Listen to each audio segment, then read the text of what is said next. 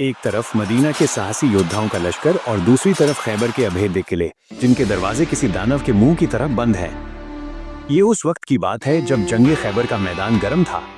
खैबर के यहूदी अपने मजबूत किलों के पीछे से मुसलमानों को चुनौती दे रहे थे। दुश्मनों के पास लोहे के हथियार, ऊंची दीवारें और घमंड की एक मोटी परत थी। कमांडर चिल्लाकर हर हाल में दरवाजे तोड़ने होंगे, मगर किले का फाटक इतना मजबूत था कि बड़े बड़े बहादुर उसे हिला तक नहीं पा रहे थे। हर हमला नाकाम हो रहा था, हर कोशिश धूल में मिल रही थी। तभी भीड़ के बीच से एक शांत मगर चट्टान सा मजबूत शख्स आगे बढ़ा। ये और कोई नहीं बल्कि हजरत उस्मान रजी थे, जो अपनी बेमिसाल हिम्मत और सूझबूझ के लिए जाने जाते थे।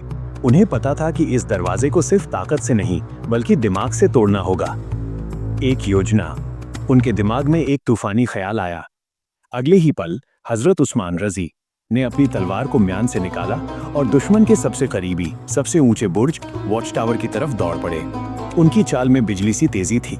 दुश्मन हैरान रह गए। बुर्ज के ऊपर हजरत उस्मान रजी वहां के पहरेदारों से सीधे भिड़ गए।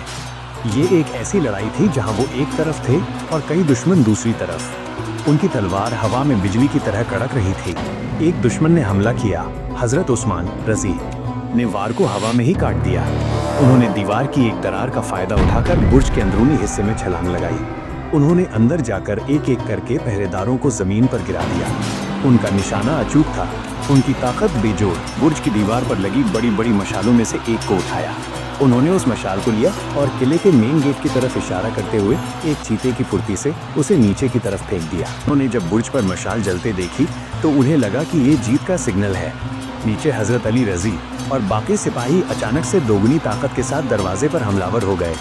ऊपर से हजरत उस्मान रजी की कामयाबी ने उनका हौसला 7वें आसमान पर पहुंचा दिया था। हजरत उस्मान रजी ने उस दिन सिर्फ एक किला नहीं तोड़ा था, बल्कि दुश्मनों के हौसले को हमेशा के लिए पस्त कर दिया था। सूरज की किरणें नीले पानी पर चमक रही हैं, लेकिन शांति नहीं है। दूर से एक विशालकाय बेड़ा फ्लीट नजदीक आ रहा है। यह है रोम की बाइजेंटाइन सल्तनत की सबसे बड़ी नौसेना।